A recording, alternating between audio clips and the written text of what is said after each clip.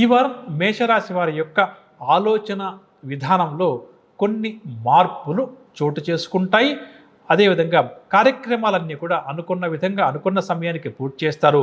ఒక సమాచారం ఏదైతే ఈ వారం వీరికి అందుతుందో, అంటే ఒక వార్త ఏదైతే అందుతుందో అది వీరికి చాలా ఉత్సాహాన్ని కలిగిస్తుంది.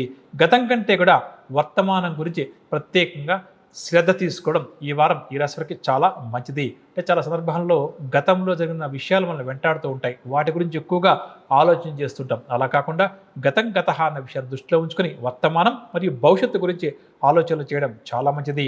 స్నేహితులతో ఉత్తర ప్రత్యయాలు కొనసాగిస్తారు. సంఘంలో పలుకుబడి కలిగిన వ్యక్తులతో పరిచయాలు కూడా ఈ వారం ఈ రాశి వారికి ఏర్పడతాయి. ఇక ముఖ్యంగా ఈ వారం మేషరాశి వారికి ఆర్థిక పరంగా పరిశీలన చేస్తే ఆకస్మిక ధనలాభ సూచనలు ఈ వారం వీరికి కాస్త అధికంగా ఉన్నాయి. దీర్ఘకాలిక రుణ బాధలు కూడా తీరే అవకాశం ఉంది. కాబట్టి రుణాలు బాగా ఎక్కువగా ఉన్న మేషరాశి వారు అవి తీరడానికి ప్రయత్నాలు చేయడం చాలా మంచిది. ఇతరుల నుంచి రావాల్సిన డబ్బు ఏదైనా ఉంటే కొద్దిగా ప్రయత్నం చేసుకుంటే ఈ వారం చేతికంతుంది. కుటుంబ పరంగా చూస్తే కుటుంబంలో సంతోషకరమైన సంఘటనలు కొన్ని జరిగే అవకాశం ఉంది. ముఖ్యంగా సోదర వర్గం వారితో మనస్పర్ధలు ఉంటే మేషరాశి వారికి తొలగిపోతాయి. అదేవిధంగా భార్యాభర్తల మధ్య చక్కటి అవగాహన కూడా పెరుగుతుంది అని చెప్పవచ్చు. గృహ నిర్మాణాలపై సోదరులతో చర్చలు కూడా జరుపుతారు. ఆరోగ్యం విషయానికి వస్తే గతం కంటే కూడా ఈ వారం వీరి ఆరోగ్యం మెరుగుపడుతుంది. వీరు తీసుకునేటువంటి జాగ్రత్తలు ఏవైతే ఉన్నాయో, ఆరోగ్యానికి సంబంధించిన జాగ్రత్తలు చక్కగా వీరికి లాభిస్తాయి అని చెప్పవచ్చు.